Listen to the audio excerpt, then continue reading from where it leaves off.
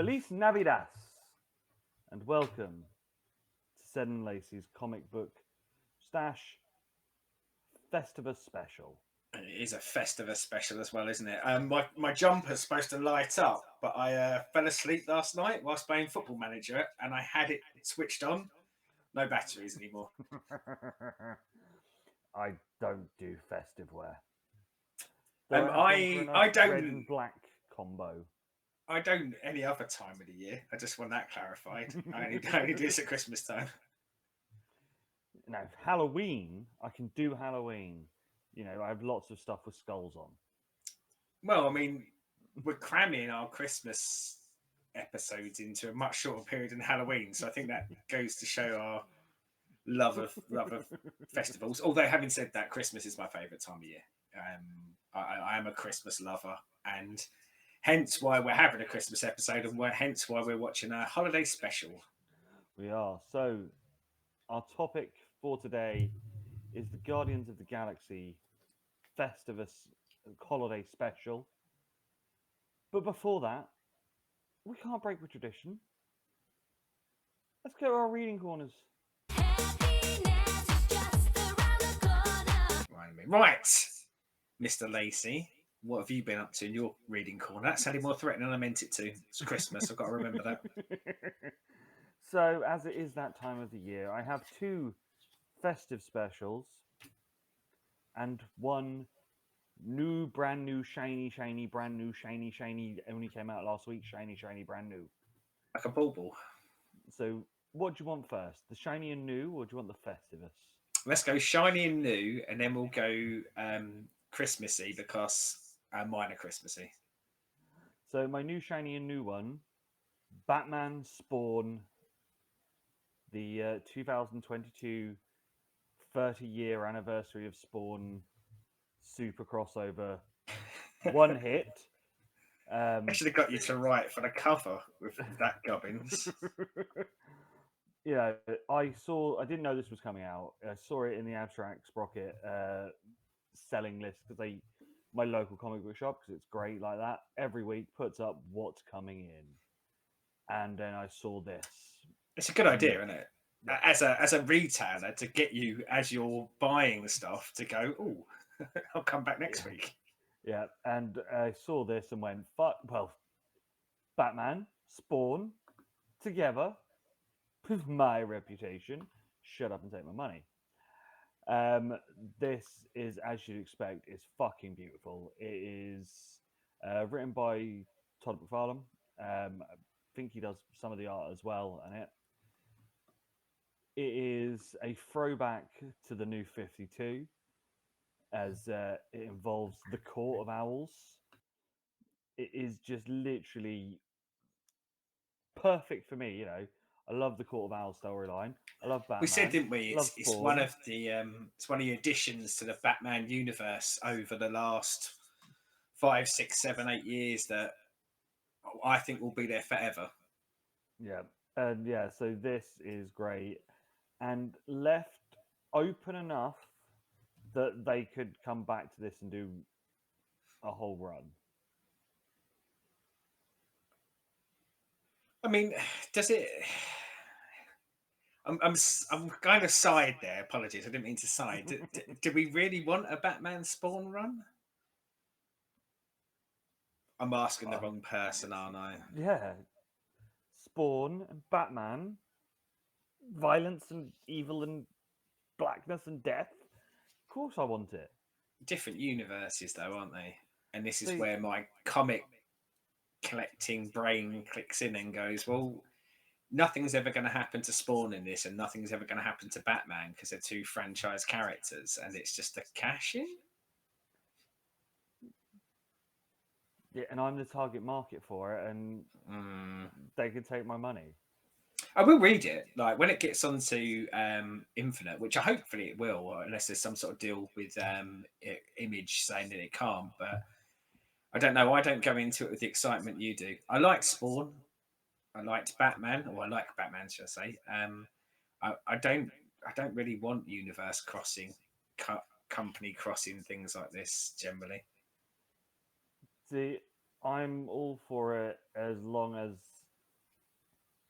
what they tell as a story. If, as I said, if it's the one hit, that's perfectly fine. It gave me what I needed and wanted out of it, and added Court of Owls. If they do a full run, I can see it being a 6-7 issue mini Yeah. run, and it tells its own story. And yeah, it may not have anything outside of that story arc, but there's plenty of other great story runs that don't really have any tidings on anything else that goes before or after. But sorry, I realise I'm sounding really doubting Thomas here without reading it. Those other great runs though, tend to be to tell a great story, don't they? And again, I'm seeing the dollar signs here, and probably they're not the let's tell a great story. Yeah, just bitter. I don't. Sometimes. I As think I I said, am. as I said, for a one hit and what it does, and if it stays as it has been, then it it was a really good story. It had a reason for them to be in the same universe. It has enough there that could then obviously go off and do more with it, but it doesn't. It isn't a be all end all. And this then changes Batman going forward, or this then changes Spawn going forward. And that's why I don't want it, because it's pointless. Great TV show. I would have, if I was in the comic shop, bought every other comic before I bought this, because I hate supporting things like this, because they'll just do more of it, wouldn't they? To me, it's target audience for me, but Yeah, I mean, like if they'd have done Spawn and another Image character, or Batman and any other DC character, I'd have been more interested, I think. But how's Spawn in it? Because I'm about 200 plus issues out on Spawn, so I've got no idea what Spawn does now. But does he feel like old school Spawn, or does he feel like, and I'm going to say new school Spawn, because I imagine there must have been some changes in those 200 issues I haven't read. it still very much Spawn as I knew him from 90s. As I said, I haven't touched a Spawn in at least 15 years. Yeah, I think I jumped into a couple of the like, let's say issue 150, issue 200. But yeah, I think the last time I was reading any of it was sort of sub issue 100 of reading any of it consistently. But yeah, no, it's Spawn's still Spawn, still angry and bitter and wants to kill everything. Again, you're not selling me on this. You should be on the cover of it with that stuff you said, but I'm becoming less and less convinced.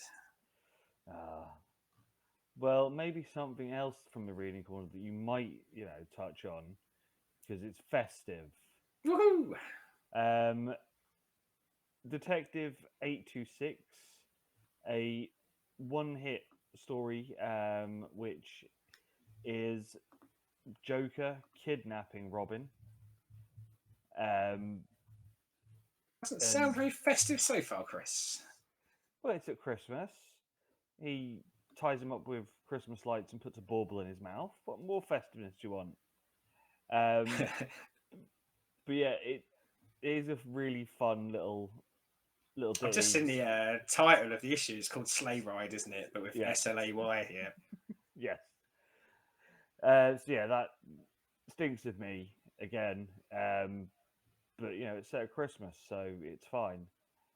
And the other one, it's Paul Dini written as well, isn't it? Yeah. So like Batman the Animated Series, because he had a run, didn't he, on Detective for a while, and I never got round to reading it. So I know it is on my list, but as we've mentioned, the list is bloody massive, so I'll get there at some point. Yep. And the other one, does it have a no? We're not moving on yet. Does it actually have a Happy Christmas element to it? No one dies. Well, I say that's no, lots of people die. That's lots not of people a happy die Christmas along the way. No. Okay. but it's at Christmas, so it fits. Oh And dear. and I and the can other see one, this Guardians holiday special is going to have been a struggle for you. and the other one that I've read is Batman Noel, which is a strange forced hybrid of A Christmas Carol into the Batman universe. So the three ghosts are His mum and his Catwoman, dad. no, Catwoman, Superman, and Joker. Um, Bob Cratchit is one of Joker's goons that Batman fucks up really early on, and then is spying on him to have Joker come back so we can get Joker. Um, yeah, it was an interesting retelling of A Christmas Carol, but seemed a tad forced. And this is one of those ones that I've kept seeing in shops for ages and gone, "Ooh, that looks cool" because the cover on it, but Well, the never artist, bought it. the artist and writer, and I know him as an artist, but I've never read anything by him. Is Lee Bermejo, and he did the Joker special with Brian Azzarello, and a fantastic artist. So I can see why it would grab your attention. But Yeah, it's one of those. I kept seeing it in shops. I was like, nah, I don't want that. But it was on DC, and I was like, "Do you know what? Get it yeah. on and get it read." Well, we said before, this is one of the nice things about subscribing to the platforms is there's some things that you kind of iffy on that you go, I'm interested, but I don't really want to pay anything from sort of a tenner to 25 quid because I think it's a hardcover, wasn't it? Yeah, It gives you a chance to experience it, and if you really like it, you would go and pick it up, but you still kind of ship something towards the creator by being on their subscription platform. So I like it as a model. yeah. It's not one that I will go and get in the hardcover. It is very, very, very pretty, but I don't think I'd ever read it again. Yeah, and as I say, know him for art rather than writing. So I'd be interested to kind of see what he's like as a writer. So, what is on your festive hit list? Well, I've just bought a singular, so I've been reading quite a lot. I'll be honest, but because it's a Christmas special, I want to focus on something Christmassy and Christmassy only. And one of the things that I've recently been reading is I say the second half of the Hawkeye series. And I'm just going to write a little note to myself to remember to link the original Hawkeye video we did. But during the second part of the series, and we probably will cover it at some point, but there's a singular issue number 17, which is, let's say, the Christmas special, although it's quite good. Matt Fraction, even in the letters page or the akin to the letters page, says this didn't come out at Christmas, but it was snowing a couple of months after Christmas, and it made him want to write this. But no, it's a fantastic issue. So I think I'm trying to remember where we last left Hawkeye, but he was living in his block of flats. Yeah, The tracksuit mafia around. Well, that kind of status quo is still there. He's still living in the block of flats. There are some other characters that have been integrated in. However, ultimately things are still not great for him in his world. He's still having those difficult interpersonal relationships. But this issue starts and he's with one of the families in the block of flats and he's looking after the kids and they're watching a Christmas movie together and he falls asleep.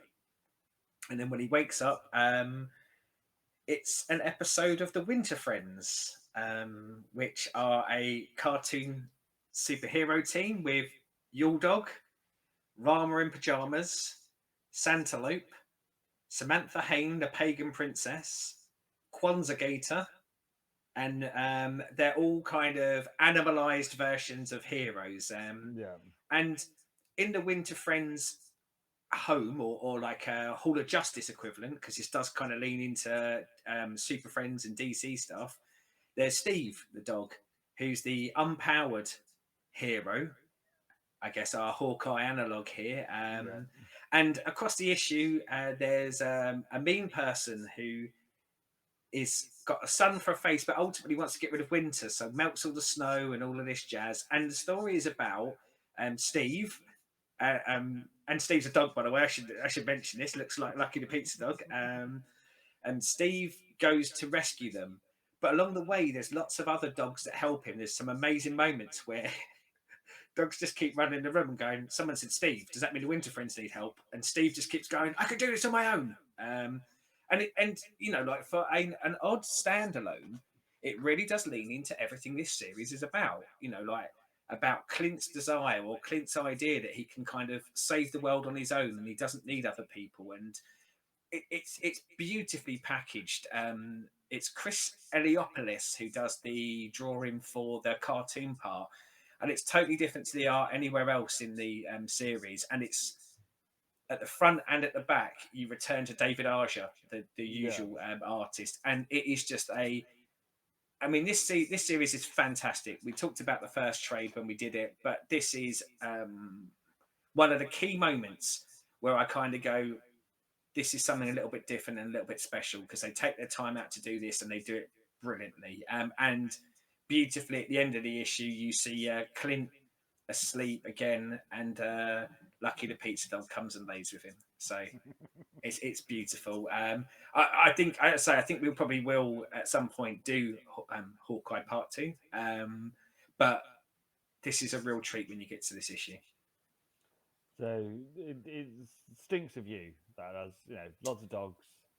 There's lots of dogs. Yeah, but it does Christmassy stuff though. But it does it smart. You Yeah. know, like it leans into all of those things. It leans into cartoons. It leans into DC Super Friends. It's got so much in there. But what changes it for me from a gratuitous kind of cash in Christmas one is the fact that it is used to highlight his character, some of the things that are going on. You know, it's not just a throwaway issue. But yeah, Yeah. brilliant. Anything else on your festive list?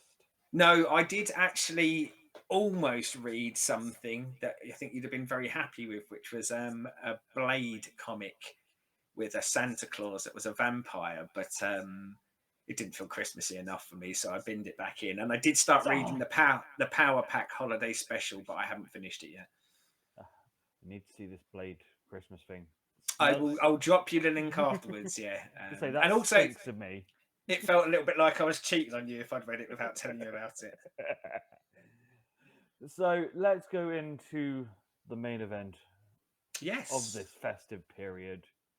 Well, and before we get too far into it, it's on Disney Plus. As much as I hate them, I should give them a plug. And much like the Werewolf by Night, let's say Halloween special, dropped a reasonable amount of time beforehand. So this came out on November the 25th. So you had kind of a whole month, I guess, till Christmas to get it watched, which is brilliant for us because it meant we could watch it and record this before Christmas Day and not have to Yes. get together on Christmas Day and record it.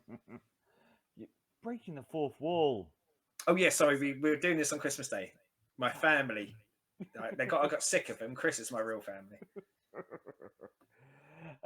So before we actually go into going over the show, um, were you, like me, excited by the prospect of this being a throwback to, say, a Star Wars Christmas special or like some of the Lego specials where it is obviously not meant to be in canon with the films, but silly Christmas fun? I don't know because I guess I'm much more used to UK Christmas specials. You know, I'm used to Only Fools and Horses or something like that. And the Star Wars one I know, but we don't do it quite like that over here, do we? No. And I've never really experienced many of them. So for me, other outside the Star Wars one, um, I was going into this kind of wide-eyed, going, "Okay, what your holiday specials all about, then, kids? Impress me." Yeah, I especially with the now like being on Disney and stuff. Like the Lego Star Wars Christmas special from a couple of years ago was fucking hilarious. The original Star Wars Christmas specials are great. The Ewok special is great. So I was like, it's gonna be akin to that sort of. Here is the characters that you love. in a festive caper away from everything else. There's not really going to be any reason for it to be there, but it's just going to be fun, Um, silly. one of the things that I guess I didn't expect, which you said, was I did expect it to be kind of in continuity, loosely. Don't get me wrong, because it's set in, but I was building that more off of what we got with Werewolf by Night. So I was expecting it to be, yeah, a story of these characters with some Christmas elements, but it be the characters that I know and love. And certainly in the case of Guardians, that I know and love, but I didn't expect it to be out of continuity and like the Star Wars one was. Yeah. So, shall we go into the festive Yes, special? starts off brilliantly, doesn't it, with the best Christmas song ever written? Yes, it is a very, Yeah, very good high start point. yeah. I watched this with the boy, um, and both of us were just chuckling with the lyrics in the song, um, especially the bits about the elves being slaves. And Let me just clarify. I mean the fairy tale of New York, which oh, started it.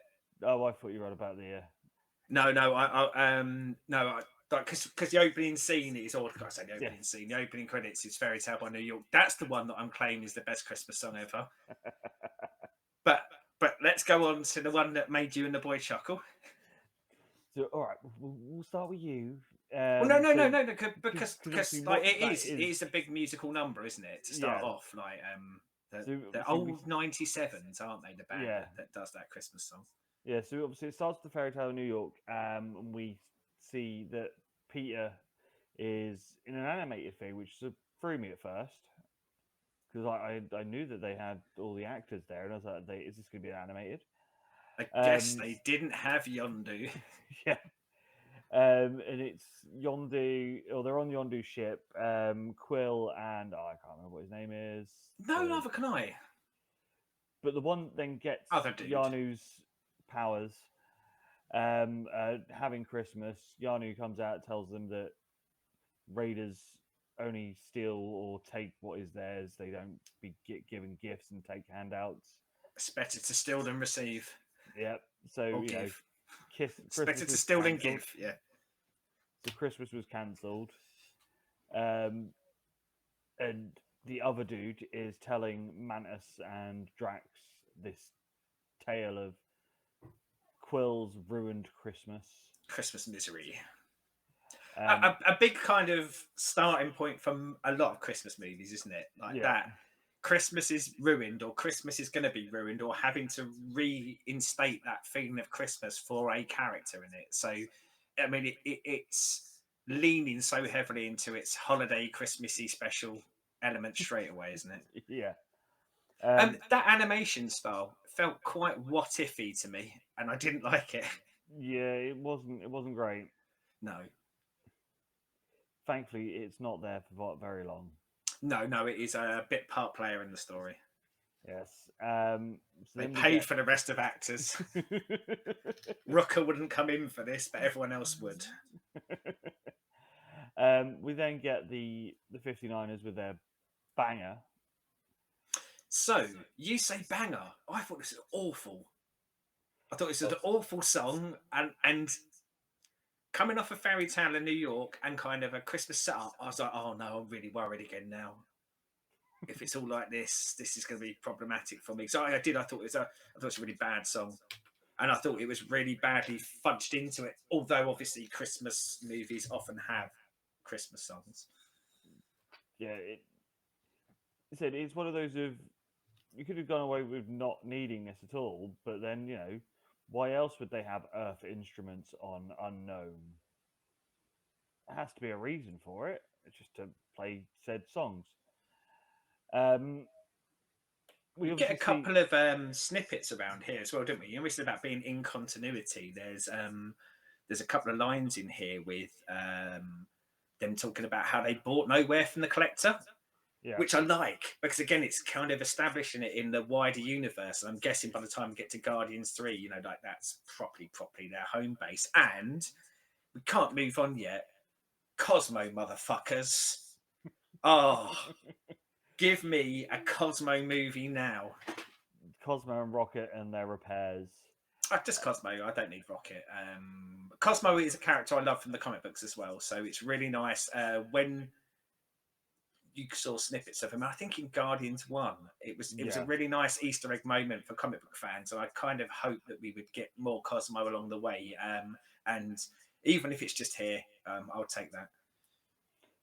Mantis tells Drax that. Oh no, Mantis has already told Drax, but makes a big point of retelling Drax that she's Quill's sister. Yeah, did you? I did not like this plot point. It felt very fudged, forced, unnecessary. The way they use it is, or the way that they present it in this part, it was just like, so yes, you've already told him this, but you need to re-emphasize the point because we don't know it yet. I just, I don't like it for the wider storyline, or like the wider storyline about this character. I know we've only got one movie to go, but I didn't need familial. I didn't need actual familial relationships for these. I think one of the strengths of the Guardians is that they have no connectivity, but they choose to stay together regardless. And I don't know. It felt a little bit like a Star Wars knockoff. Of going, remember that time we made someone a sister in that? Let's do Yeah. that for this movie, this special. And yeah, I didn't. Really didn't ring true for me. So Mantis wants to give Quill a Christmas and wants to find the hero, Kevin Bacon. Which, to be fair, is established, isn't it? In the other movies, Quill does like his fanciful stories about the heroes of Earth and the fact that they're Films. actually just actors in films. Yeah, Yeah. So her and Drax shoot off to Earth.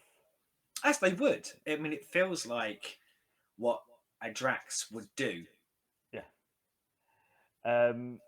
Land on Earth, get shit faced. And they also do a little walk up the Hollywood streets, Walk of don't Fame, they? yeah.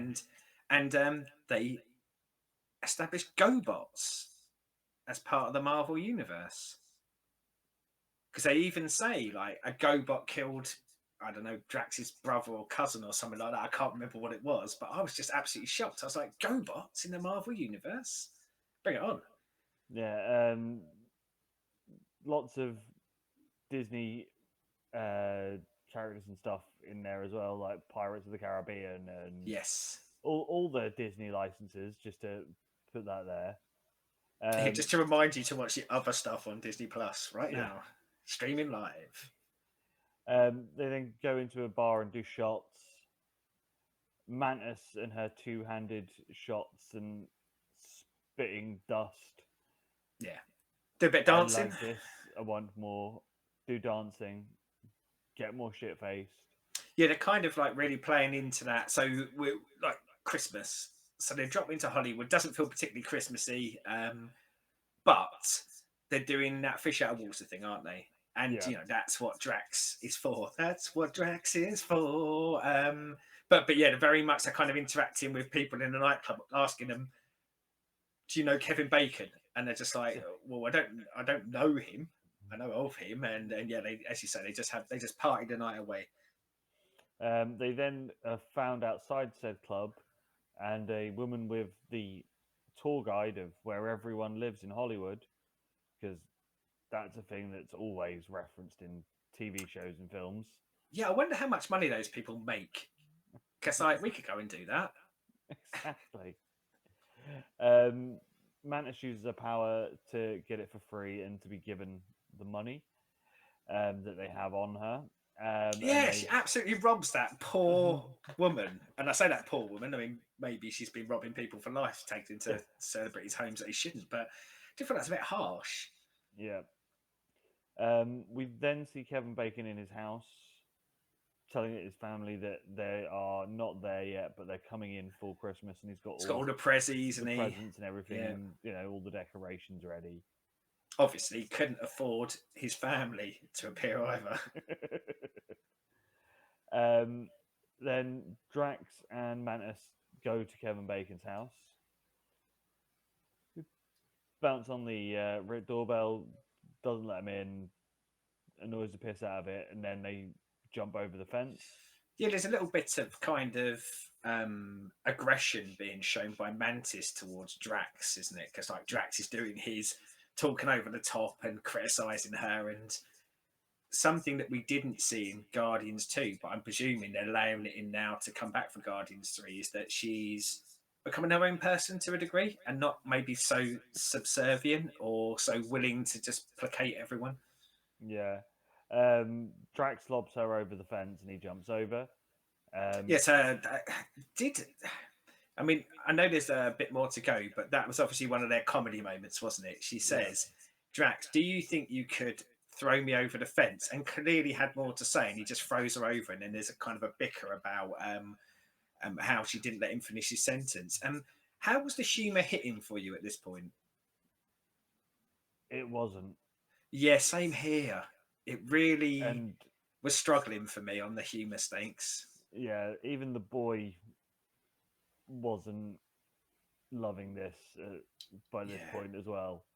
They felt kind of, and maybe that's the problem with focusing on Drax and Mantis, is that Drax has maybe 5 moments in the movie where he does this spread over 2 hours with lots of other stuff happening in between. But it was at this point, and we're only about 20 minutes in, but it's all them, isn't it? So it's all this kind of same gag over and over again, and they were becoming less and less funny each time. Yeah. Drax loves a blow up elf. As you do. Mantis has a light up candy cane. They go to Kevin's front door. Again, really quite aggressive about Smashes through the window, doesn't he? Then just smashes through the window. That I Comedy did find funny. That bit did actually amuse me because I was expecting to come through the door. I don't know why him coming through the window made it funnier, but comedy caper chase around the house. police are called, aren't they? Police are called. Kevin's running down the road towards the police cars as Drax and Mantis are bouncing across the neighbouring gardens. The police turn up, shoot Drax lots, and he laughs at it as he's being tickled. It tickles. Mantis uses Mantis powers to put some of the police to sleep. I quite like seeing the Mantis powers, or like the Mantis martial arts, then kind of getting her into a position where she could use her powers and things like that. That was one of the scenes that I thought I'd like to see more of that in probably a bit more of a serious setting. Yeah, and then a police car hits Drax, flips. Then Mantis apologetically goes to make sure that they're okay in their flipped police car. I wrote down for this bit, Mantis really starts to show her frustrations at Drax. I wish I was her. They then Mantis uses Mantis powers to get Kevin Bacon to go with them. But first they go to the Christmas shop and buy all the tap. You say buy. After their previous escapades, I envisaged that they nicked it all. Yeah, and let's be honest, they're the Guardians. They think nothing of nicking stuff, do they? That's what they do. Yeah. And they fly back and put all the gear up. Put Kevin Bacon. Oh, but before they put all the gear up, they have a discussion in the cockpit, don't they, on the way back? And they ask him about that time he saved a town by dancing, and he points out that he was. That was a role he played in a movie. Then they talk about the time he killed Jason, and he was like, "Well, that was a role in the movie, and actually, I got an arrow put through my neck." And I quite liked this. I quite liked the fact that they were talking about old movies and framing it in a different way. But then a gag started to appear, which then appears for the rest of the special, which is how much all these actors hate actors, and it was not very funny. And I know it's that kind of meta self-referential thing, but I'd have liked it more if they'd actually looked at the camera and winked. Yeah. But yeah, it just fell flat for me. And this is now a motif that goes through to the end of this special, and I really didn't like it. And Mantis kind of brainwashes him into feeling like a real hero Believing in. rather than the Yeah. fake, horrible, disgusting, ugly, horrible actor that he actually is. Yeah. So Quill wanders through Unknown and sees that there's Christmas lights and all these decorations. They tell him that They do snow, don't they? And they do yeah, the spinny camera moment where he's like yeah, there and he's looking around at all the lights. Lovely nod to Christmas movies, because there's nary a Christmas movie that doesn't have a moment like that in it. exactly. Kevin Bacon comes out in his box. Suffocating in his box, isn't he? Yeah. They didn't put any air holes in it. They then Quill and Kevin Bacon have a conversation about him being out there and he shouldn't be kidnapped. People trafficked. I like that as People a trafficked, gag. That was one of the few gags that hit for me. He's about to take him home, and the other guy that's now got the power head thing from the We really should Rangers look up his name, but I just can't be bothered. explains what happened with the terrible Christmas. So Kevin Bacon goes because he can get a self signal on Unknown. Because of course Nowhere. back Sorry, you keep saying unknown. Nowhere, yeah. Nowhere even. That he can phone back to his wife to say that he's gonna be late for Christmas. I mean, it was a nice moment, wasn't it? Your face tells otherwise, but again, I quite liked this moment. I thought that's what a holiday special does, doesn't it? Like someone putting their needs to one side to help, let's say, a stranger in this case, or a people trafficker, as mentioned earlier, to reinstill that feeling of Christmas. Yes, tick the Christmas special box for me. We then get a fucking awful song By the same people who did the awful song at the beginning. with added Kevin Bacon singing. With added Kevin Bacon. I wonder if that's part of his contract. He agreed to do it if he got to sing a song. They then hand out presents to everyone. Yes, there was a good present. What was a good present? So I've written it down so I wouldn't forget. Bucky's arm for Rocket, and of course again, well established is Rocket's obsession with body parts. Yeah. We obviously hear that Quill's Christmas wasn't destroyed because Yano had given him his blasters. Gifts are given. Kevin Bacon goes home. The end. One little bit before we get to the end that was just before Kevin Bacon is about to go home, and that's where he calls Rocket a raccoon, and Rocket goes to kill him. And I actually wrote down, "Oh, they should have let Rocket go." That would have been a hell of a twist, wouldn't it? If in this universe, in the Marvel Cinematic Universe, Rocket actually brutally murdered Kevin Bacon at Christmas. And that's your lot.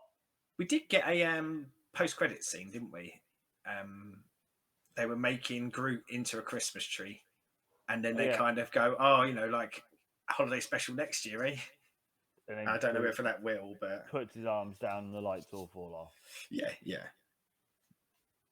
So, as you can probably tell, I mean, it's quite short, wasn't it? Run times, I think it runs for about 44 minutes, but I think it's about 8 minutes worth of credits. So it's probably about 36 minutes. So yeah, I mean, it's not a lengthy thing. It's not like a movie. No. One of the things I wanted to pick up on is at some parts, and this is a Guardians trait, at some points I thought this had a really good soundtrack. Just a couple of notable exceptions, which is that awful song at the beginning and the awful song at the end. But I think interspersed in this were some interesting Christmas songs. I particularly picked out Is This Christmas by the Wombats, I thought was really, really good. And I loved Christmas Time by the Smashing Pumpkins. So I thought both of them were great Christmas songs to integrate into this. It tells how little I was enjoying it that I didn't even notice the music behind it. I struggled with this. I don't think it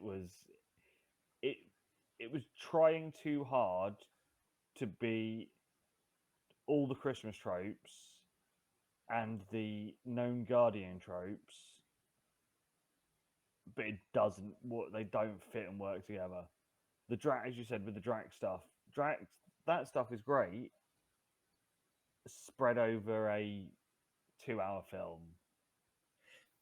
15 intensive minutes of that that doesn't have the same payoff or even the same level of funny that the film ones did, just grated. The forced Mantis being Quill's brother and stuff, like there's a Oh little bit yeah, of character growth, yeah, I, but I forgot they have a scene at the end, don't they, where yeah, where she tells him, and he kind of goes, "The best Christmas gift ever is having you as my sister." And yeah, and the thing is also what annoys me with it is it it just does all your typical shite Christmas movie stuff. There's there was nothing here that isn't in every single Channel 5 Christmas film. so I was going to cut in there because that's the thing I would pat it on the back for. It's a holiday special. That's what it's supposed to do. I think they really do lean into, as you say, grabbing every conceivable trope and going, "This is what it is, kids." And I thought it was done. I'm not going to say brilliantly, but done well enough, and probably I feel like they knew what they were doing, and I feel like it was that kind of meta. Look, we'll chuck everything in because it is a holiday special. In the same way as we really patted Werewolf by Night on the back for leaning into horror tropes, but specifically kind of the Hammer House of Horror stuff and things like that. I can't criticize this for doing the same when it is a special based around a holiday season. So I would give it a lot of credit for doing that. Obviously, if you don't like those sort of things, it's going to make it less enjoyable. However, it doesn't make it, I think, wrong for them to do it. I think it's right for them to do it because that's what the product is. I guess, you know, them having all the shit Christmas film tropes there, you know, people love that shit. It's not for me. And that's where that sits. I think it's because I cannot stand all those tropey Christmas films that if you've seen one, you've seen every single one of them. It's just all of that, but thankfully condensed down to 40 minutes instead of Yeah. over 2 hours. Yes. Considering how many hour and a half, 2 hour versions of this I've seen, 40 minutes is a lot more palatable, I can tell you that. Yeah. And where I think it failed for me, though, is, and it's something you said, but where I kind of differ is that I think it did that bit fine. I don't think it integrated it with the Guardians very well. I think the Guardians tropes were felt too forced into this. And I think basically they just picked the wrong characters. I think Drax can't sustain anything more than the odd scene. Mantis, we don't know enough about her yet, and I think she's too interlinked with Drax. Peter Quill gets not enough screen time. I was gonna say, I think he's literally in it for about 5 bloody minutes, Yeah. in the whole film. And of course, cost and everything. But yeah, Rocket and Mantis, Rocket and anyone, I think would have made this much more enjoyable. Rocket and Groot and things like that. And of course, it's gonna depend on schedules, money, etc., etc., etc. But yeah, this shows for me the weakness of Drax rather than the strength of Drax, and it shows me the weakness of oh god. For very recently, I've done this. My also sudden fear of James Gunn. I'm starting to believe that James Gunn fluked a good story and a good group of characters, and I think that might be it. Yeah, well, you know, so you've got me, who's not really the target audience for this because he hates the tropey stuff. Will even was bored through it. As I said, he laughed Not a lot at the happened, did first it? song. No, he laughed at the first song. He laughed at the bit where Drax was sculling drinks, and he laughed at the first bit with Drax in the house. But then he was like, "So Drax is just doing that then?" And yeah, even a 12-year-old who you'd think, as I said, would be perfect audience for this, Yeah. it didn't do anything for him. Yeah. And it's hard, isn't it? Because I think probably if you said what was the function of this, why was it designed, and it was probably on the piece of paper they went, we want to do a holiday special, we want it to integrate all of the holiday tropes, we want it to be chock full of humour because they often are, Yeah, and we want it to be about someone in a group needing to be reminded the message of Christmas. Guardian seems perfect for this. It it didn't work for me enough, shall I say? I don't think it's terrible, but I don't. As specials go, I hope the next one's another Werewolf by Night and not another this, yeah, because this felt kind of rolled out of a factory. This felt kind of cheap leaning into it. I mean, even stuff like the drinking scene. Straight afterwards, they're slumped in the street with what, a Santa's hat on and dark glasses, and you go, "Oh, it just feels really cheap." I'm sure you were better than this, James Gunn. I'm sure you wrote a really clever, funny movie at least once, and I think twice, and actually, I think three times. I think Super is as well, but oh yeah, this does worry me. yeah. This, as I said, I won't watch this again. I have no desire Oh to no, pick this up again. I'll never watch it again. But I'd Um, watch another holiday special. Like if they did another one next year, this hasn't put me off the idea of it. I think maybe they need to. I don't know.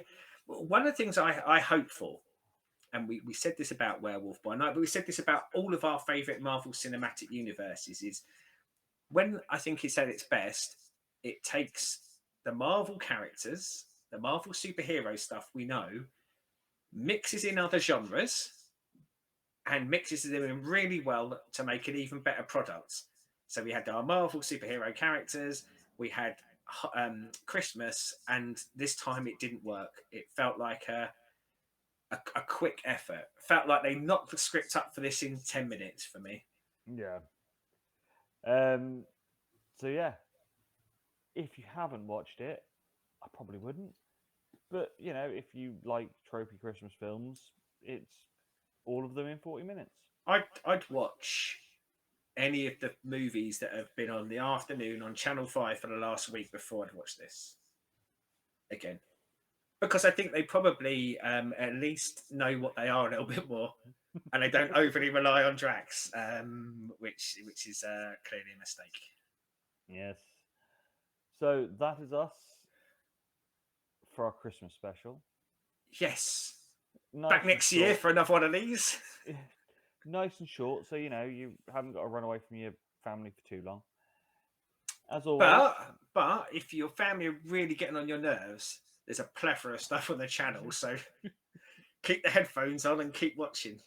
yep. As always, like, subscribe, ring the bell. Yep.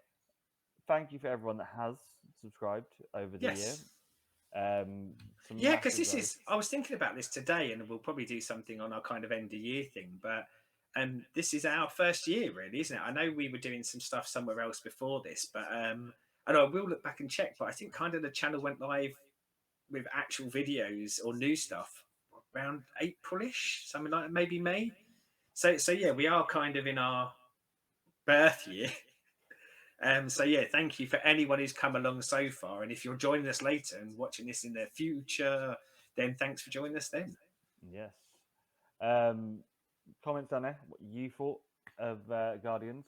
And any Christmas one shots or Christmas comic books that you've really liked and have meant something to you, let us know, because I'm a bit of a Christmas fan, so I'll always have a little read of them. Exactly. And I think that's it for the year, isn't it? Yeah, because the next Sunday will be New Year's the Day. year above. Yeah, 2023.